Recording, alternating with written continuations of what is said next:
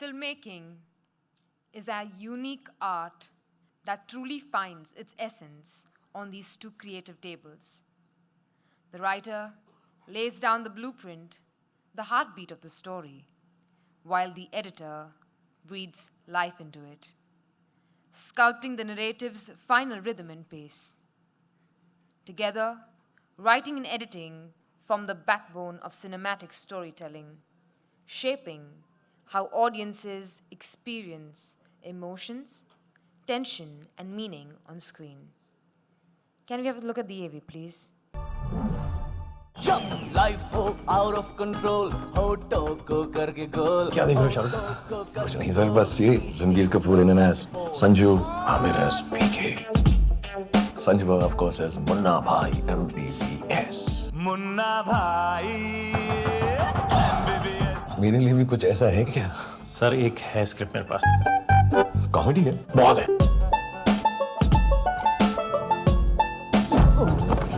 क्या मैं पूछ सकता हूँ ये सब क्या हो रहा है? नहीं, इमोशन है? वो भी है। बताता हूँ सर। रोमांस है सर। ये वाला एक्शन अवॉइड करिएगा। नाम क्या है सर? डंकी। डोंकी? डोंकी नहीं Shahrukh, Dunki. Donkey.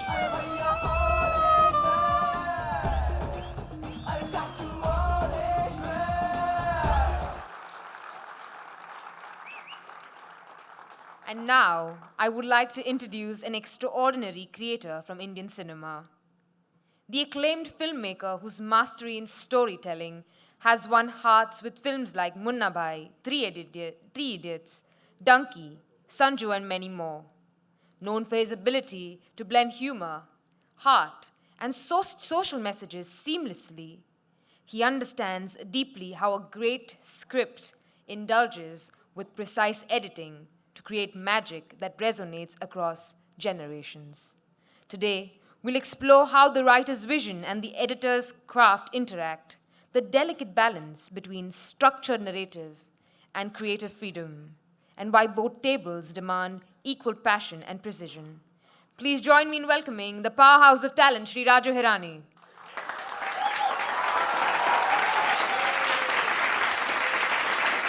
Thank you, sir. I now request our esteemed steering committee member and renowned producer, Shri Ravi Kotarakara sir, to honor our guest with a shawl and then say a few words.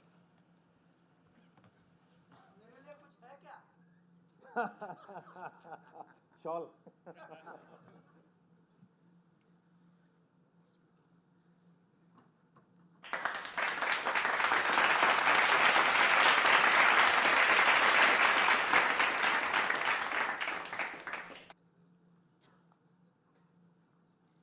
It's not my duty to come and speak about everybody, but we are forced to speak about everybody for only one thing, their achievements.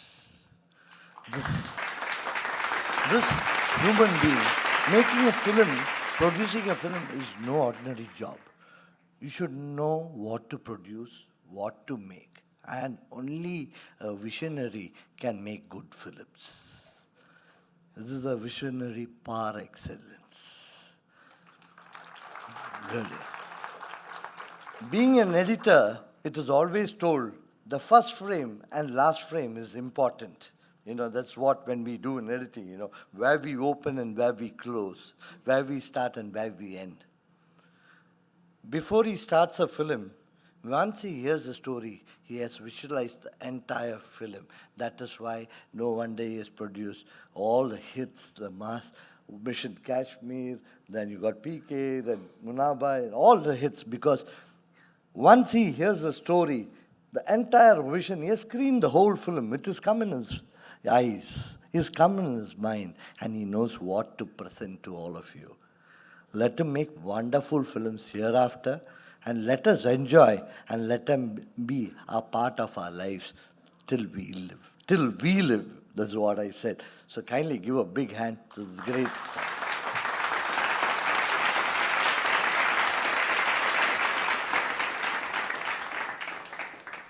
So we are all so excited for this session. The stage is now yours. Good evening.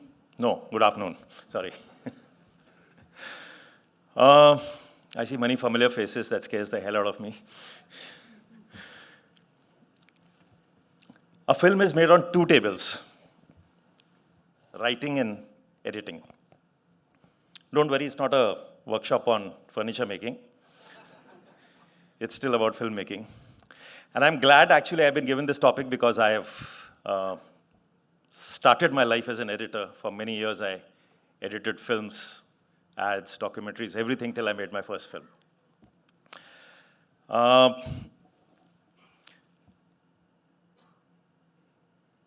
try and talk about editing first. Or let's talk a little about the writing table first. You know, writing, when you're writing, actually, it's a place where you're dreaming. You can think of anything you want. There is no barrier there.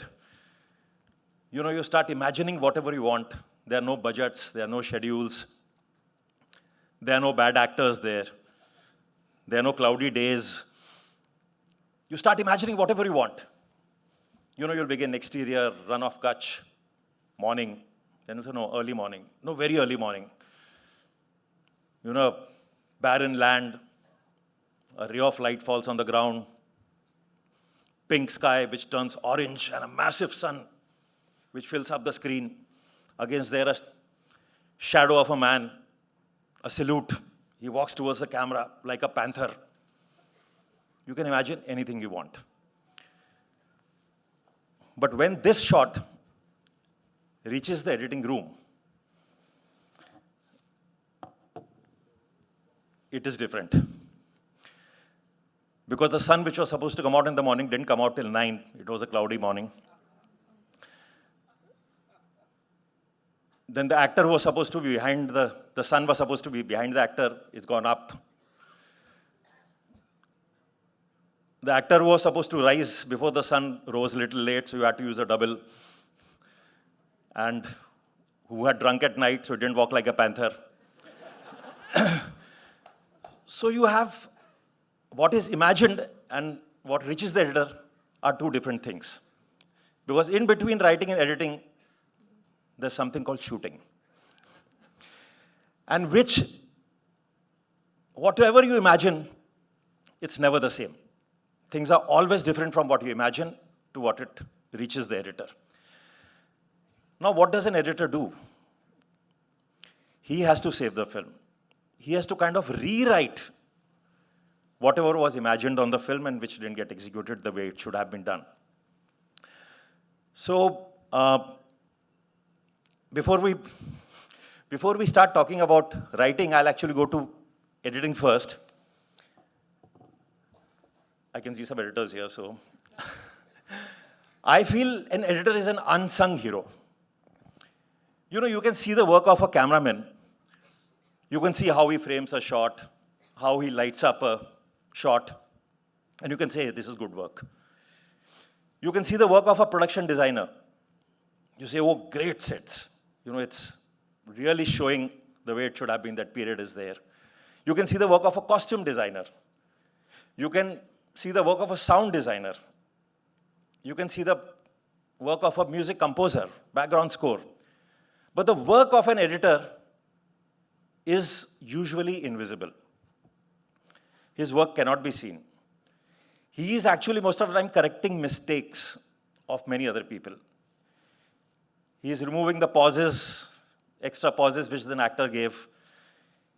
He is removing the out-of-focus shots, replacing it with some reaction somewhere. He is actually solving many other problems. So you really can't judge the work of an editor. And, you know, a lot of people ask me, what does an editor do? Because most people think, what does an editor do? He's joining shots. They say, director ने तो shoot कर लिया, आपके पास shots आ गए, और आपने NG हटा दिए, you took the okay shots. Then you start connecting. You say, okay, start here, end here, and you just joined shots. So that's the impression most people carry, that it's just a matter of joining shots. And I said, no. Actually, editor is such an important cog in the wheel of filmmaking. He does much, much, much more than that. I'll tell you a small story which happened with me about 20, 25 years back. I used to make ad films then. I was shooting for an ad film out of Mumbai, and that evening at dinner, I was sitting with one of the client servicing guys from the agency, and the same conversation started, that what does an editor do? So I said, nahi yaar, I said, the ad we are shooting, look at it's a testimonial kind of a film. We are shooting 30 minutes with this person. We have to cut it down to 40. And it should also look in real time. It should not look that in 40 seconds we've made it look jump cuts, and so you have to give the tension, you have to create drama, you have to do all that. He said, nahi yaar, ye sab kuch aisa nahi hota hai. Editor kya karta hai? Director shoot karta hai, editor join kar deta hai shots. So my blood in me boiled yaar, as a being an editor. I said, nahi, aisa nahi hota hai yaar. Editor really works hard. And with every bottle of beer he was finishing, his belief became stronger and stronger that no, editor doesn't do anything. It's only the director who works. Editor kya hai? Kuch nahi hota. Shot join karta hai, wo joiner hai. I got really pissed. So next day I told one of my assistants, I said, just take a camera, go to him and tell him we are doing the making of this ad film, and just ask him some random questions. Very random questions. He said, what? I said, ask him anything. Who's your favorite person on the set? How's the shoot going? How many times you eat in a day? Ask just random questions and don't worry. He said, why? I said, just do it. So he took a camera, went to the agency guy, and said, I'm doing a making, and he kept on asking some random questions. We came back to Mumbai. I finished cutting the ad. I sent it to the agency, made sure it's approved, made sure the money has come in. After all that was done, then I took this footage. And all his answers, I took it. And all I did was just change the questions that were asked to him. I'll tell you what happened later with him, what I did. But I'll show you a little clip, which when I told this story to one of my assistants much later, after we had done Munna Bhai, so he got very excited with this experiment. He said, let me try. So he did this experiment. This is still a toned down version of what I had done to him. So I'll just show it to you that this is a very basic example of how is the same expression, same everything. The questions got changed and what happens. So I'm going to first play you a little clip where the actual questions are there and the actual answers are there, and then the change questions. So let's just have a look. Round the clock. Anything from 10 hours to maybe longer than that? It depends. Sometimes 4 to 8 hours, sometimes 24 hours. 8 to 10 hours. Depends, between 8 to 10 hours, usually.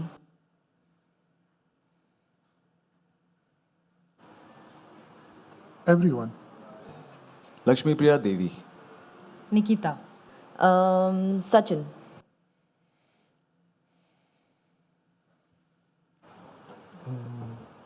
Whenever I'm hungry. At least 4 times? 4. 3 to 4 times. 4 times. 5.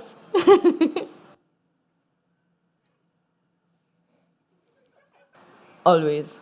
Never. Sometimes. Sometimes. Of course, my table. I like the balcony outside. The editing room. Everywhere. So now these were the actual questions. Now I've just replaced the questions. See what happens.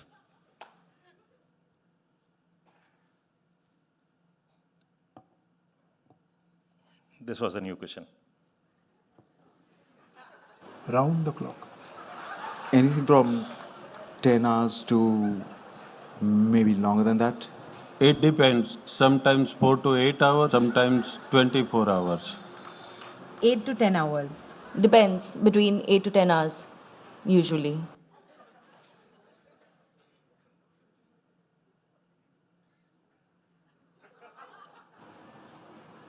Everyone. Lakshmi Priya Devi. Nikita. Sachin.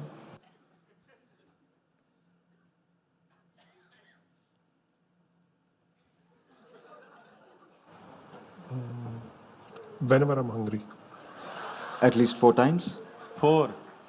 3 to 4 times. 4 times. 5.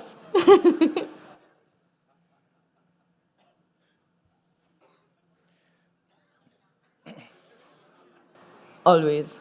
Never. Sometimes. Sometimes.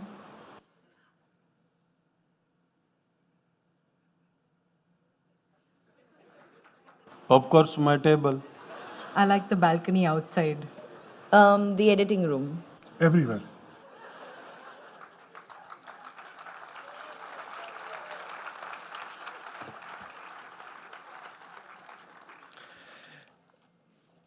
So what I'd done to that agency guy was far more worse than this. I'd put absolutely perverted questions and made a DVD of it and sent to his house to watch. At 1 in the night, I got a call from him, screaming at me, "What the hell is this?" I said, "I gave you an example of what editing is." He said, "It came in the hands of my mother. She played it on the DVD and now she's not believing whatever I'm telling her." Of course, I never got any work from them later. That's another story. So I'm saying it's a very basic example of what editing can do. You write something, you don't achieve what you have written, you can actually flip. You can change the meaning. I think what editing can do is really change the meaning of a story. And how does it happen? When you write something, what is your unit of writing? Your unit of writing is a word. When you put many words together, it makes a sentence. Sentences put together will make a paragraph, a chapter, and finally a book. Similarly, the unit of editing is a shot. The shots by themselves they might not contain the entire meaning.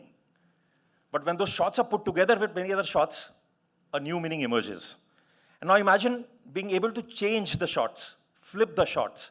A shot also will have sound. Take the sound from here, put it somewhere else. So when in a film you'll have 10,000 shots, you have the liberty of using transitions, you have the liberty of using music, sound effects. So you can actually completely transform from what it was intended to be. So in film school, actually, we were constantly given this very basic example. So I really can't get into extreme details we'll do it someday. But I'll try to show you basic things of how there used to be a Kuleshov experiment, which we were shown in the film school, where you've just taken 2 shots, and 1 shot is later replaced, and the entire meaning changes. So this I've just picked up from somewhere, I'll just show it to you. We'll talk about it later.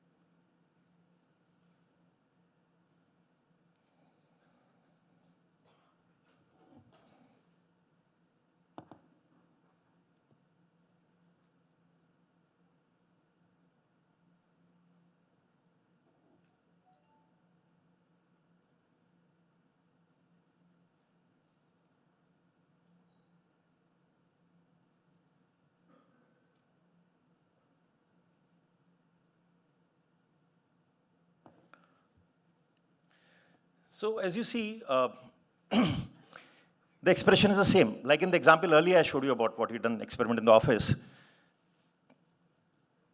Their expressions have not changed. Whatever they said has not changed, but the meaning has changed. Similarly here, first shot is the same.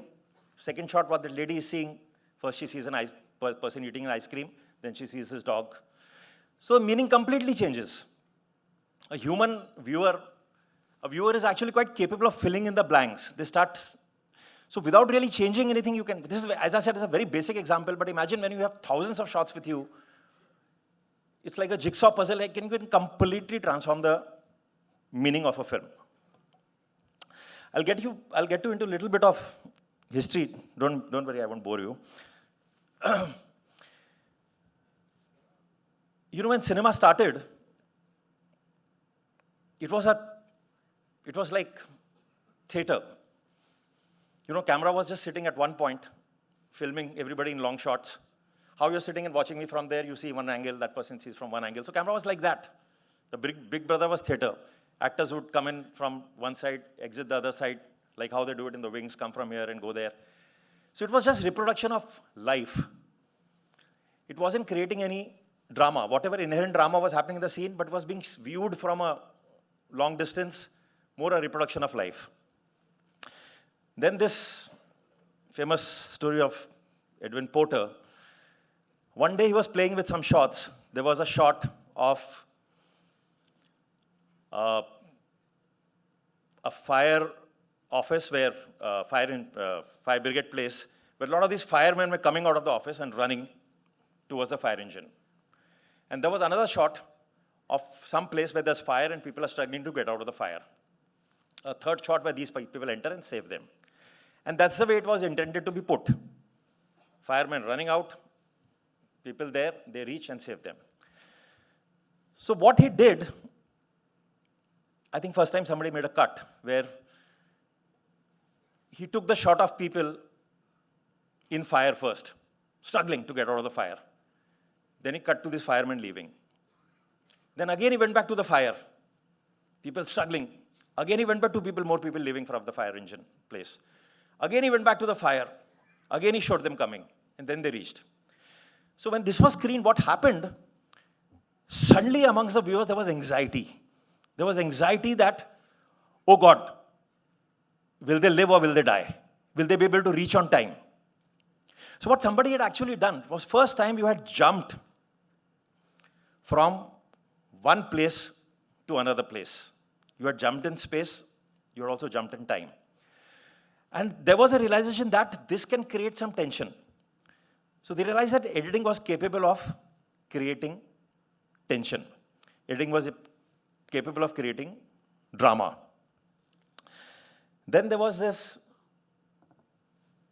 man called Griffith, D.W. Griffith. This was possibly 10 years later from this, after this experiment happened. He took a close-up. For the first time, a close-up was taken. Otherwise, as I said, life was just being reproduced in long shots. And when that was showed to the studio people, they said, no, we can't put a close-up in a film because people are paying full money for the ticket, and how will they will say, why are you showing us half the body? And they might not want to see it, studios. So, but finally, of course, it was screened to the people. And what they realized, what happened with people was suddenly, unlike a theater where you're watching from distance, this time they could go close to somebody's face and see the emotion on this face. It actually showed them the state of the mind of the person. He was crying and people started crying. So they realized the power of actually going close and being able to see what's happening inside the mind of that person. And that's when the use of editing started. They realized it can create drama, it can create tension, it can create anxiety, it can create humor if it's cut properly.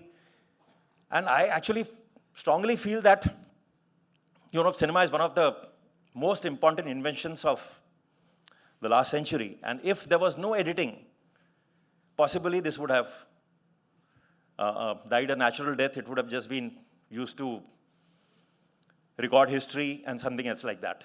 Cinema has reached wherever it is. That's purely because of editing. And now, as you see, it's just growing. It's growing from one place to another.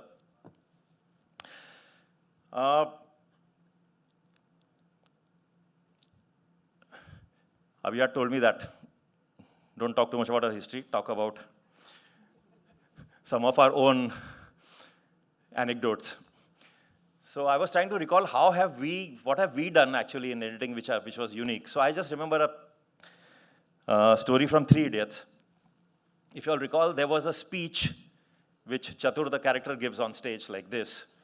And that was a speech which Amir had changed that speech. He comes on stage and delivers another speech, and which puts him into trouble. Now, when we made the first cut, and let me tell you, the first cut will always be bad. Always will be bad. So when we made the first cut, we showed it to some people. The major reaction was, why is Amir doing this to Chatur? He's such a nice guy. What has he done? उसने क्या बिगाड़ा है किसी का? आप उसके साथ क्यों ऐसा कर रहे हो? And in my head, when we were writing, in my head, Chatur was a guy who believed in a particular way of education. He was a guy who was doing rote learning and this thing. And then I realized it had not come through. Our attention was more on Virus, who was Baman, that Baman believed in education being in a certain way, and we were making him antagonist in our minds and not paying attention to this guy. That's why he was looking like an innocent guy. Then I said, what do we do? I went back to the rushes. I realized we had shots which we had not used in the scenes because thinking the scenes are getting longer. I had shots of whenever Amir was saying something, say in the machine classroom, I had shots of Chatur just sniggering at him, just saying, what the hell is he talking? When Baman is showing his pen, he says, who wants this pen? This guy is the most eager beaver who's wanting it at the first thing. So all I did, in every scene, I just put some shots of this guy. That whenever Amir is talking some sense, this guy is sniggering. 4 or 5 places, all I did, I put the shots, I called back the same audience and showed this film, and the reaction had changed. They felt, yeah, this guy Bugger believes his belief in education is wrong. He should be butchered like this. So it's nothing. It was just a few shots from here and there, and which just completely transformed the meaning. So, you know what is happening today? If they are, this is advice to nahi deni chahiye, par thodi de dete hain aaj. If they are editing students, I can see a lot of students here. I'm sure some of them are film school students and editing students. There's something I'd like to tell all of you all that, you know what I see today, because the films are being now shot digitally, the quantum of rushes that we used to get when we were editing has multiplied many folds. There was a time when a 2-hour film, we would get about 10 hours of rushes, or 15, 20 hours of rushes. From that, we had to cut it to 2 hours. Now, because of digital, it's in lesser expensive, it's not so expensive, and people are putting 3 cameras, they're shooting rehearsals. So for 2 hours of film, you're getting 200 hours of rushes. And I've realized editors are not watching those rushes. The whole system has changed. The way we were trained was that go and first watch the rushes, twice watch the rushes, make notes of what you like in that. Okay shot, it's not necessarily the okay shot. There are millions of gems lying in not okay shots. There are great reactions lying. Some actors done some great performance here. Make a note of all those. Put it in your system before you attempt to edit. Now I see many editors actually, they don't even see the rushes. They have 2 assistants who come in, who see the rushes, who do basic edit. Then the editor walks in, he sees the first cut, and if he's seeing this, it's not consistent, it's not smooth, he just improves the smoothness of it. But he's not even seen the rushes. And I tell them, you know, you think you're working fast, but trust me, you will have to go back to the rushes, try and find the best shots, and you will end up wasting more time. And I've done it as an experiment.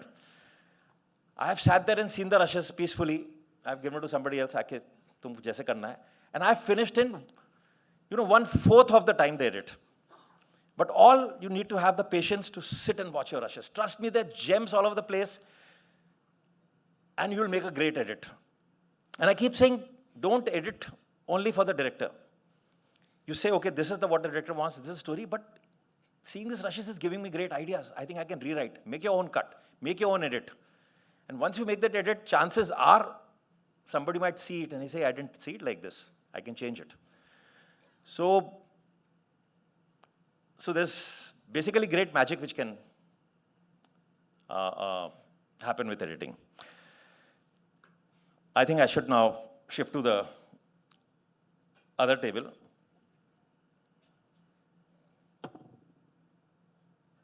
So this is an example of a clip. Somebody sent this to me. Now, 3 Idiots is supposed to be a light-hearted comic film. Somebody's taken the same footage, the same shots, and made it look like a thriller. I think you should see this.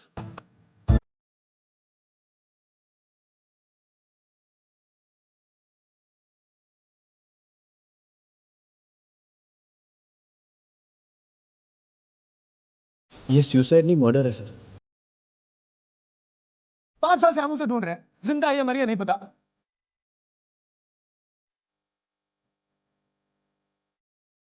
यार वही ना वही degree और वही photo लेकिन आदमी अलग चक्कर क्या समझ में नहीं आया यार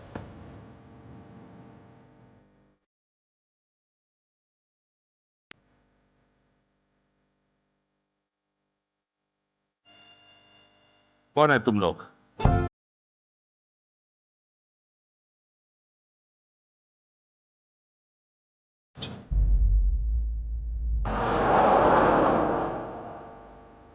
वो सुसाइड नहीं कर सकता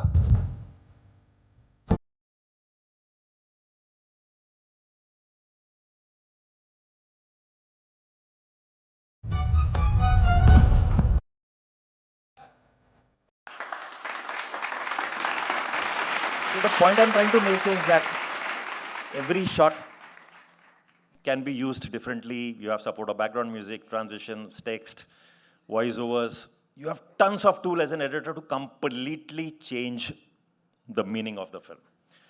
And when it's not working the way it's intended in the script, use these tools to change the meaning. Sometimes you can make it reach where the script was intended to. Sometimes you can make it reach beyond where the script was supposed to go. There's one little more example I remember. I think the clip is there. Again, Three Idiots. See, the whole film begins talking about Rancho. These friends are looking for a rancho who had changed their lives, who was a great influence in their life. So the first 15-20 minutes about Rancho, that how great he was, how great he was. And suddenly at one point, the story was shifting from Rancho to another guy called Joy Lobo. And the guy who eventually kills himself. Again, in the screenings, test screenings, when it did, a major reaction came. He says, "Yahan story suddenly gir jati hai." Because the story was moving away from the protagonist to another character, they felt disconnected. He says, "Okay, now another character's come. His story has started." For months we struggled. The same reaction was coming. And eventually, all we did, I remember Abhijat was there. All we did was we wrote a line. So from Amir doing 10,000 things, we wrote a line which said, "Ek aur tha, jo rancho jaisa tha." And then we cut to this guy. And suddenly the viewer was engrossed. He says, "Oh, there's another like Rancho. Oh, what is he going to do?" So you kept the engagement alive. It's a quick clip. I'll just show it to you. Yeah. So this is one of my favorite quotes, which says, "Writing is emotion imagined, and editing is emotion experienced." Before I go to writing, since Abhijat happens to be in Goa and he's here, and we've written all the films together, I would like to call Abhijat also on stage before we talk about writing.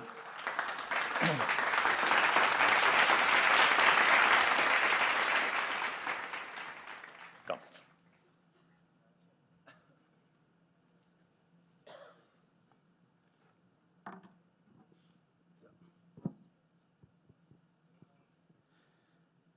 Shall I get a shawl?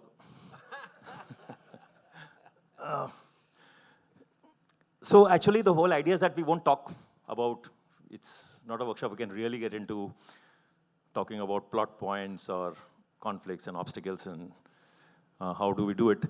We're just going to talk about a few things which we tend to follow when we write a script. We definitely keep all these things in mind while we are writing this. So one of the first things that we keep in mind is that your main protagonist should have a want. A film begins only when a character wants something. If there's no want of the character, then the audience also doesn't want it, they go home. So you have to have a very strong want. Want could be anything. Want could be, like in Munna Bhai, his want was to become a doctor. Or in PK, the want was to go back home. So you have to have a extremely strong want, which is what drives the film. You'd like to expand? Okay. Since I've been listening to Raju sitting there, I think I'll tweak this a little and talk about, in this perspective, what is Raju's want when he's editing? He wants it to work. He wants the damn thing to work. And for that, he's prepared to do anything. So he told me once, and it's one of the most amazing things he said, editing is like meditation for me. So I have seen this man editing for hours, forgetting the clock. And that's the want. You know, that he really in my opinion, he's the greatest editor in this history of cinema. And I can say this because I've worked with Walter Murch. I've worked with Walter Murch, who has written Blink of an Eye, which is considered to be a seminal book. So the amount that I've learned from Raju, just through that sheer want to excel constantly. So in 3 Idiots, if you see, there's this desire on Rancho's part to excel. He wants to learn. He wants education. He doesn't want a degree. There is another want, and there is a conflict of wants, which, for instance, Virus wants to be right. He has lived an entire life based on a principle, and he's terrified of being proved wrong. So in order to be right, he can fail people, you know. And finally, it changes, of course. Chatur can't change, because Chatur wants to succeed. He has no principles. So there is this battle of wants. And every film that we have written. Now, when we are writing 3 Idiots, we are not so conscious of this. But it happened instinctively. But then later on, what happens is that what was an instinct once, it becomes a tool. It becomes a part of your DNA. You have learned a principle, and you try to recall that.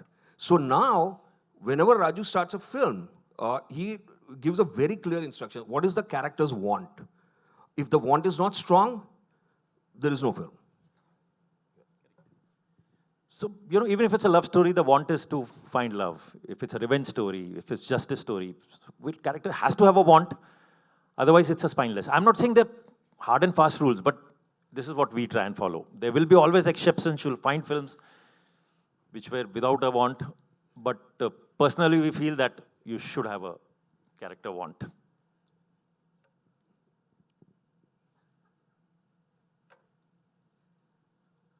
Conflict is oxygen, yes.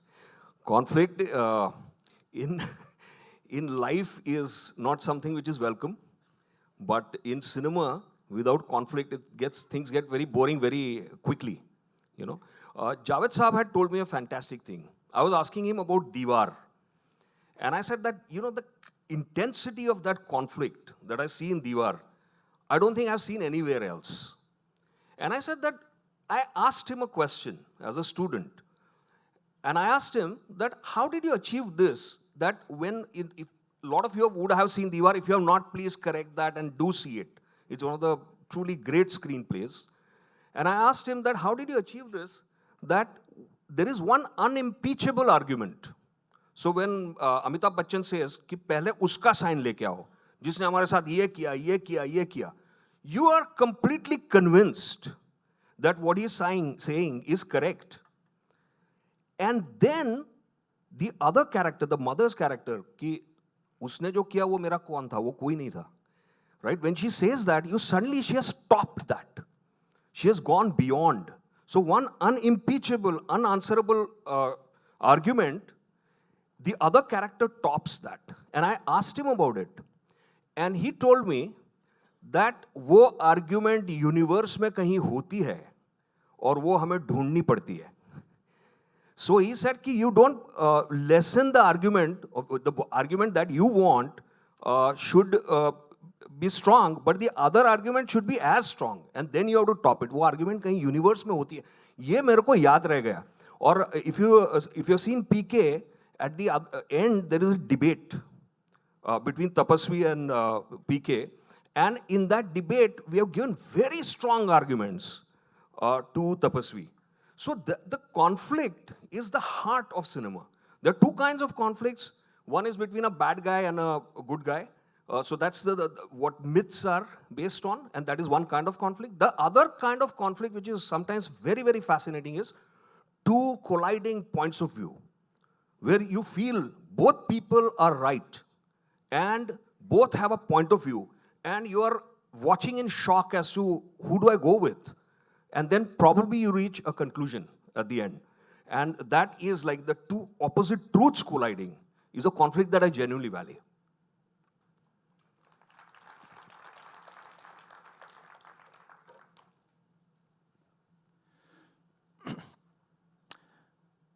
See, what is exposition?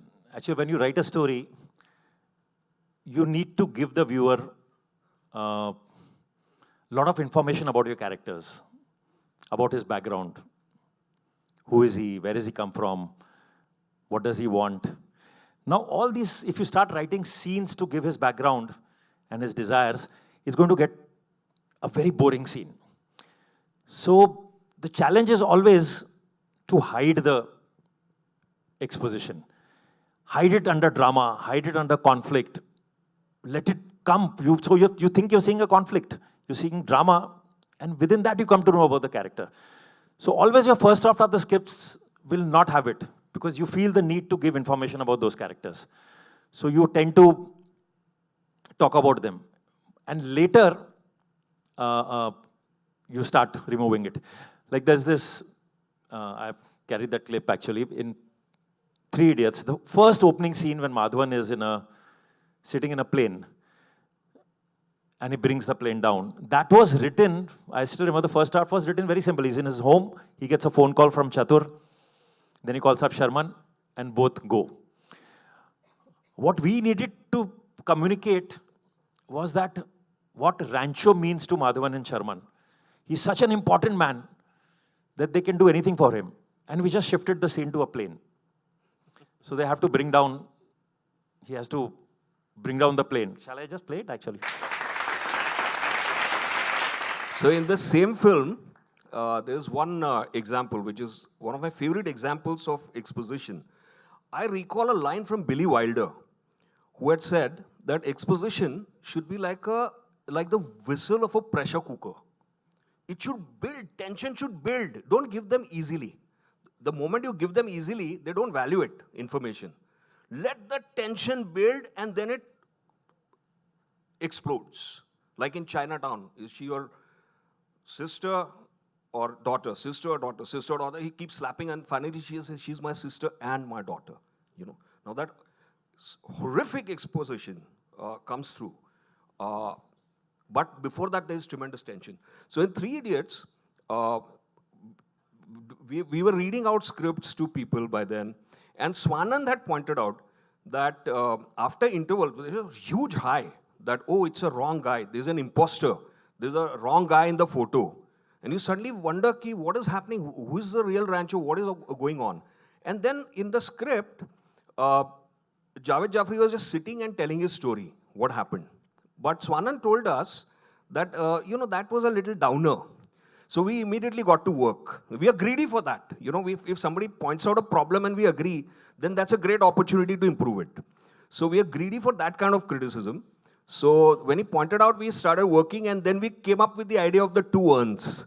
That Shamal Das Chanchad's asthis are being taken, and, the 2 friends, they threaten Javed Jafri that uska visarjan ho jayega commode mein. And that's how he's compelled to tell the story.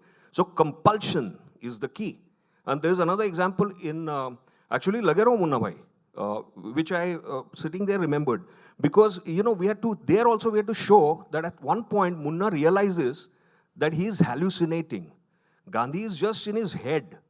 He's not actually meeting the Mahatma. It's not a ghost. He's actually hallucinating. How do you show that? And we recalled Russell Crowe, just film, Beautiful Mind, and we remember the moment that 20 years after, he realizes that everything that he has been seeing is a hallucination because the kid is not growing up. 20 years ago, he had seen a girl who was 4 years old. She's still 4 years old. And he realizes through his rational mind that Marcy is not growing up. That's a great line. Marcy is not growing up. And we remembered that line. And we used it in that concept in a scene where the psychiatrist convinces Munna that he is hallucinating through pointing out that whatever he does not know about Gandhi, Gandhiji is not answering. And anything that Munna has read or knows, those are the answers that Gandhi is able to give. So this hallucination was an exposition. It can come in a very ordinary scene that a psychiatrist can sit and tell him. But there's a 4-minute scene where he gives a demo that in 60 seconds I'll prove that you're hallucinating. So we have also put a time bomb there. So the audience is again at the edge of the seat. Oh, how is he going to teach him in 60 seconds? And he does. So that's how exposition should come out.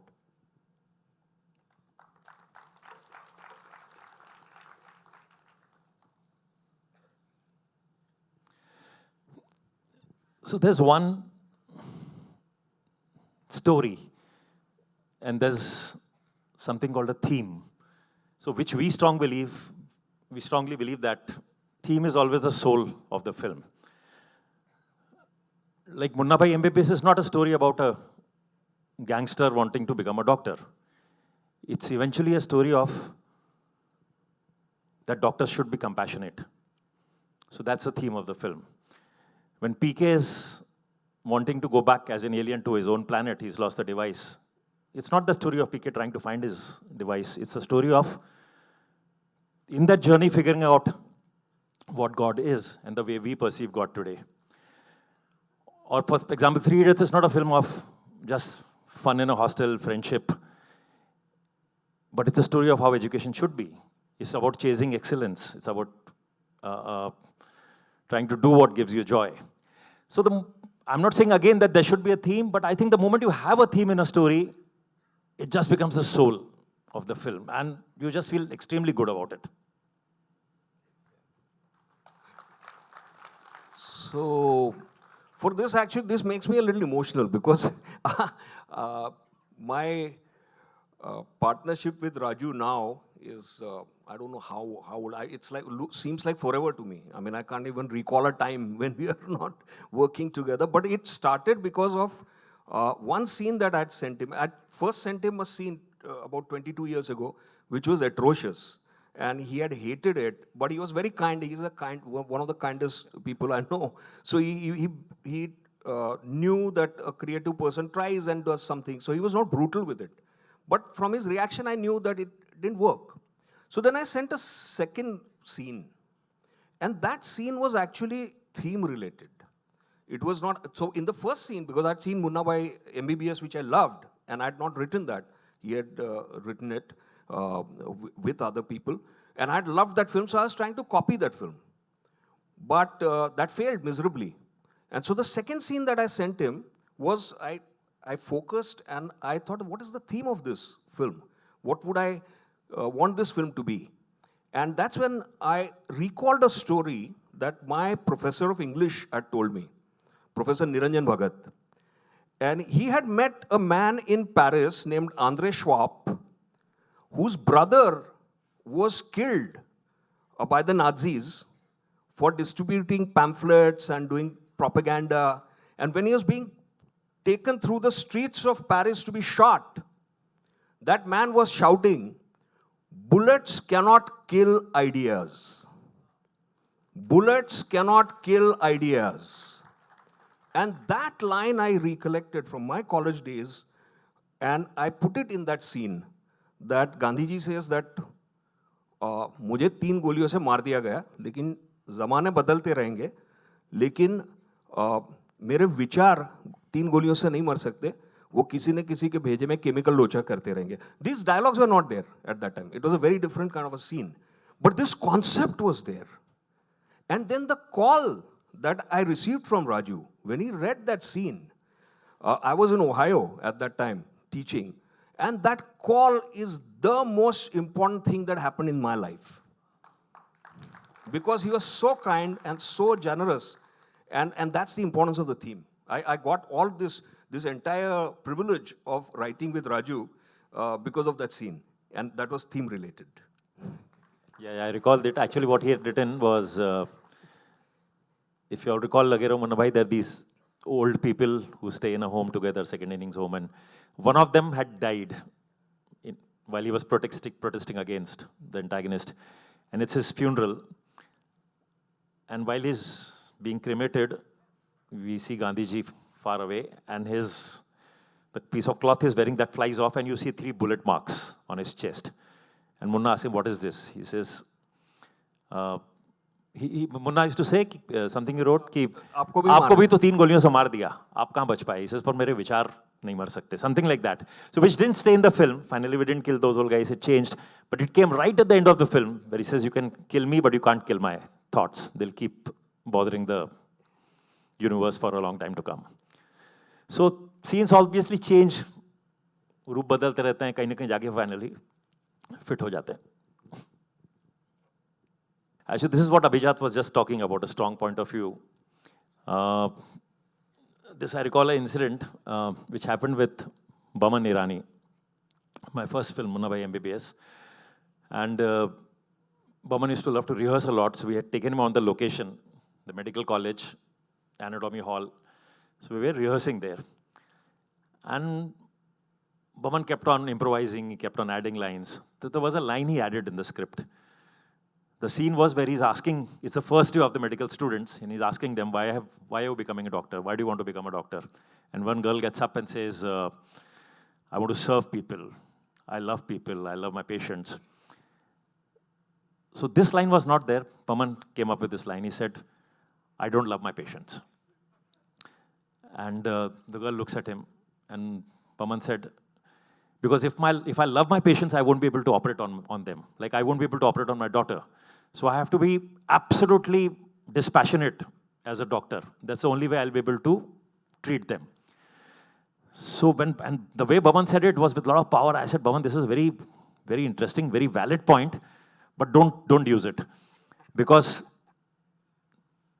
30 seconds later, Munna is making a point कि form बनना ज़रूरी है क्या? So it'll make my protagonist very weak. Don't do it. So he said a very interesting thing. He said, he might be your protagonist, but as a character, I'm my own protagonist. I'm not an antagonist. I don't think I'm a villain. I'm a hero. I can't live this life if I don't think I'm a hero. And I'm not a Gabbar Singh or a Mogambo who's killing people. I'm a doctor, and I believe this is my point of view. So I came back worried. I thought about it. I said, okay, it's a very interesting point. Now it's my job to make the protagonist more stronger so that we beat this point of view and still show. So we went on the compassion that, okay, you're dispassionate with your thing, but you should be compassionate towards your people in some way. So that's one thing I learned from him, and that's why we tried to follow every time. Like even when we did 3 Idiots or PK, which Abhijat was just talking, we realized that the antagonist should have a very strong point of view, then it's fun. If his point of view is not strong, then there's no battle, there's no conflict. So even in 3 Idiots, when Baman says, life is a race. आप तेज नहीं भागो तो कोई आपसे आगे निकल जाएगा. कुचले जाओगे, हम अंडों की तरह टूट जाएंगे. So which is happening in life. It's a race. The way the education system, it's a race. Or even in PK, Tapasvi ji had a point of view. He said, लोगों को तकलीफ होती है, कोई परेशानी होती है लाइफ में, जब अपना प्रॉब्लम सॉल्व नहीं करते हैं, वो भगवान के पास जाते हैं. अगर एक धागा बांधने से उनको सुकून मिलता है, तो आप उनका सुकून तोड़ने वाले कौन होते हो? So we gave them strong points of view and then said, okay, now let's have a protagonist point of view and break these point of views. So that's what we've constantly done and tried to learn from. This was Baman's this thing. You can talk about it. Fine triggers from life. Yeah, because, very early on,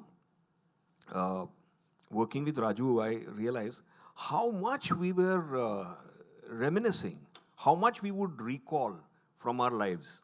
Now, these were not necessarily things which had happened to us, right? These were things sometimes which some friend had just told as an anecdote to us, something we had read in a paper happening to some other people. But one thing we understood was that if we remember this, there is a reason for this. Why do we remember something? Why does it have a claim on our memory? We don't remember what happened yesterday. Like, where did we keep that key? 5 minutes ago, we can't remember. but we remember something from 30 years ago because it was so funny, or it was so moving, it was so shocking, right? So something has a claim on your memory even after 30 years, it's likely to be powerful. If you are affected by that, it's very likely that your audience will be similarly affected. So you are also making a claim on their memory through these kinds of moments. So off the bat, I recollect two moments from Three Idiots. One is actually, it happened just 2 days back that I lost a friend in Ahmedabad. His name is Raju Nayak. And if you know Ahmedabad, there are poles, which are very narrow streets. And this gentleman passed away, and he was my brother's friend. My brother Abhijat Joshi's very close friend. And he had talked that in his pole, because people were peeing on the walls, somebody had put up that electric thing, which we used in Three Idiots. Because my brother had told me this as an anecdote. So when that guy does Mutra Visarjan on Rancho's door, and he gets an electric shock, right? That scene had the basis in a story from when I was maybe 20 when I had heard it, and it came in handy at the time of Three Idiots. So when we sit and chat about these things, they have a value because we remember. So some anecdote, something that we would try and make up, probably won't match that. So something that is in life has that kind of a power. There's another thing in Three Idiots where, Belan wala scene hai, you remember? When a person has eczema and the wife, while doing roti, she does, wo belan se aise usko scratch karti hai. So that, one of my uncle, Ramesh Bhai, my mother's friend, he was in the US and early days of US immigration, he had reached there. And he went to one lady's house, his friend's house. His wife was cooking and she was wearing a sleeveless blouse. And he said that while doing making rotis, she would every now and then go, she was scratching her back through her blouse with the belan. And then at one point, she put it in her armpit. And at that point, he declared that, sir, मुझे गेहूं की allergy है. So मैं सिर्फ rice खाऊंगा. So I was extremely keen, along with this anecdote, for this line to come into the movie. But somehow the scene, the way it was going, we were not able to craft that line into it. So then after the scripting, I'd gone away to the US, and then Raju, right after the shoot, he called me and gave me a good news that he had still managed to turn an extra screw in that scene. He said, "Usme ek baal dal diya hai." I'm sure you remember that hair in that black and white scene. So, actually, there's a clip. I think we should show that, and then we can talk about this. It's a little longish clip. Actually, we'll get up so they can see it. But then I'll tell you what Triggers from Life really means.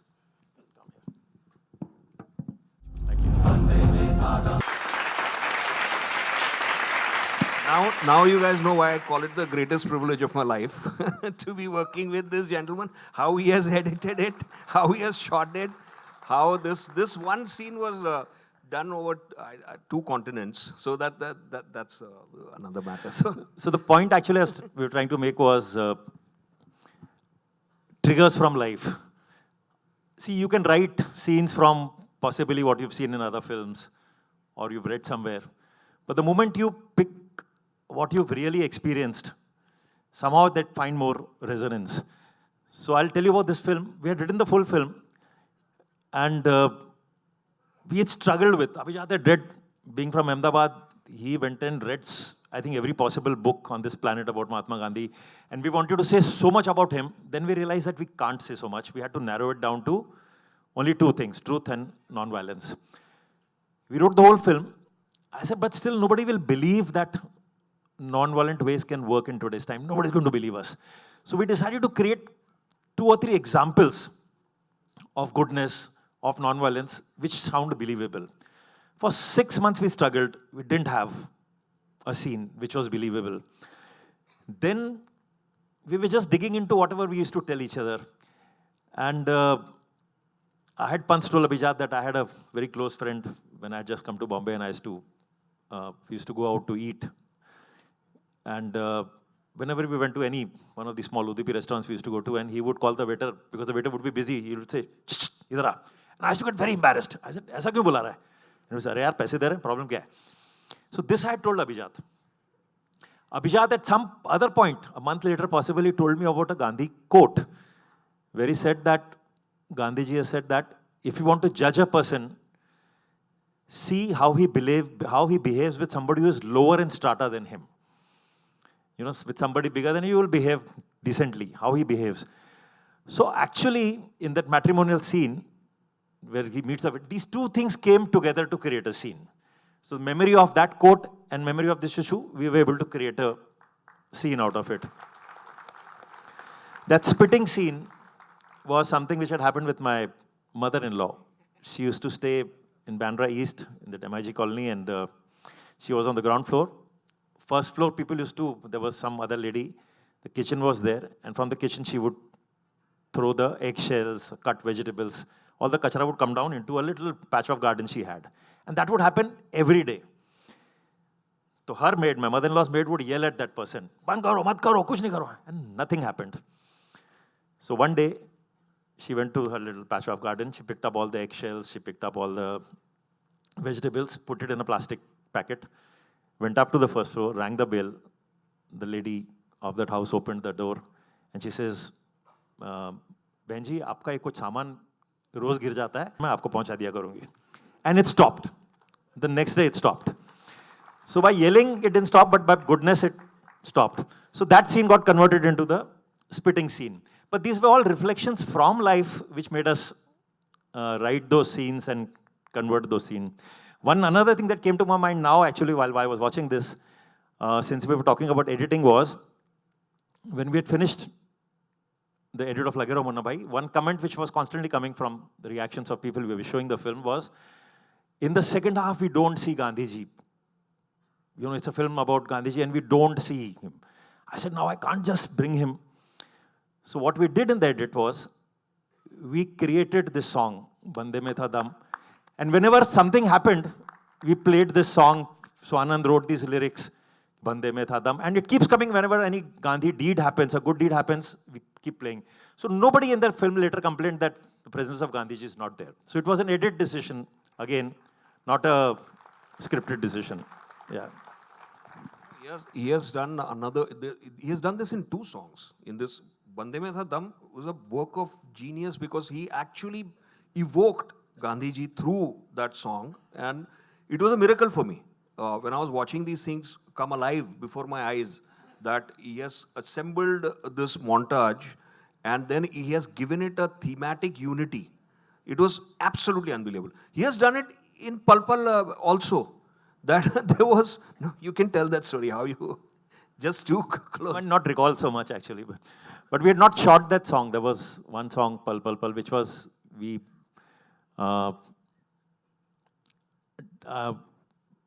very difficult to explain. We didn't shoot that song, but I picked up images from some other song and put it in that. Then we showed it to somebody. They said, "Haan, wo images se to theek ho raha hai, but lip sync nahi hai." So then we just took 2 hours and shot Vidya's lip sync and kind of close up and overlapped it with that. And so that song was never shot. It was just 2 hours of shoot in this thing. But that unless you watch it, it's not going to make sense. So the shooting of that song is for 2 hours and he has put together on the editing table images which were not being used in the film. He put them together and created a song out of that, which is again a miracle happening before my eyes. I got to see that. About triggers in life, I recall a small story that Salim Saab had told me, which I think I must share with you because it's one of the most important things. He said that once he had gone to Mohan's studio, I think, and one really tired worker was sleeping on the studio floor. And he was just sleeping. He could see that he was sweat, fatigue, everything, defeated, vanquished man lying on the floor. And then one guy walked in, arrogant bastard. He walked in and with his foot, he woke this guy up. And he had a cigarette in his mouth, this man who woke him up, and he said, "Machis hai kya?" So he said, "Machis hota na saab, to puri duniya ko aag laga deta."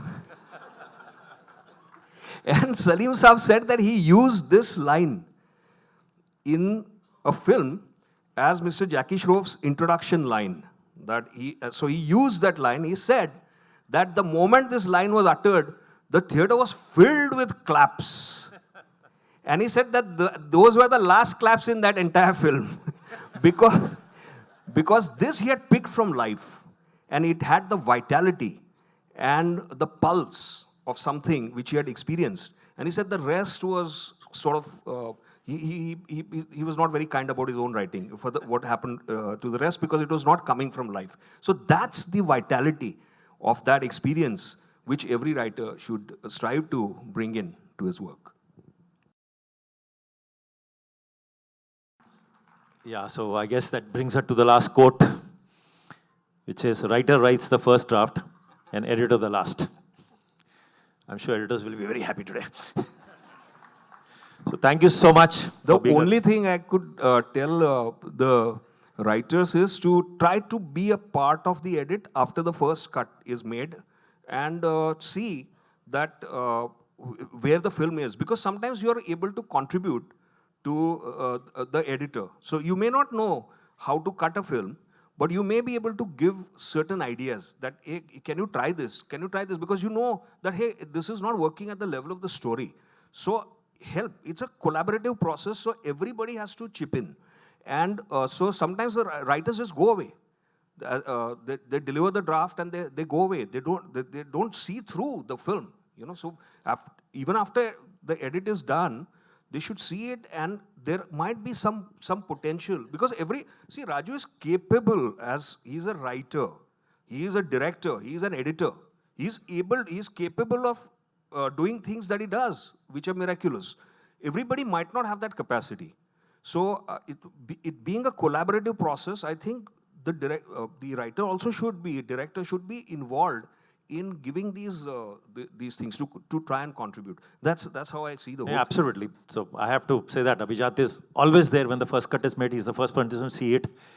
And he comes and says, "This is an extra line," or "This line should have been something else." And sometimes I'm wondering, how am I going to remove it? But you keep striving and it happens sometime. In fact, I remember Three Idiots was being played it had released.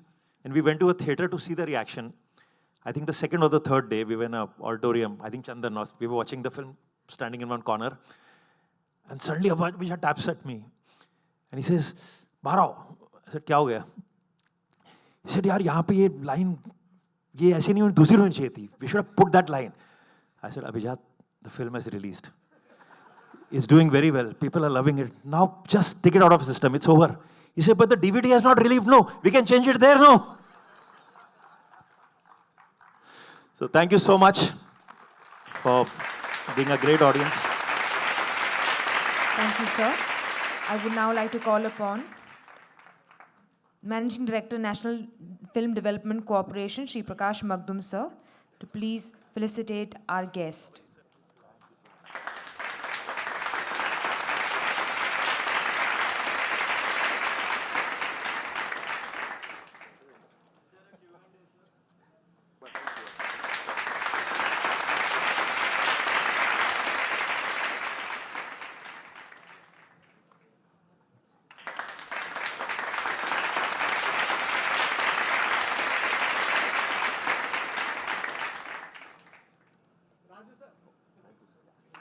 Dear audience, this session was truly an amazing masterclass cum workshop, which evolved later as an in-conversation with Sir Abhijat Joshi. I would like to convey our deepest gratitude to Raju Hirani, sir, and Abhijat Joshi, sir, for accepting our invitation and for sharing your lessons and insights to our houseful auditorium. Thank you so much.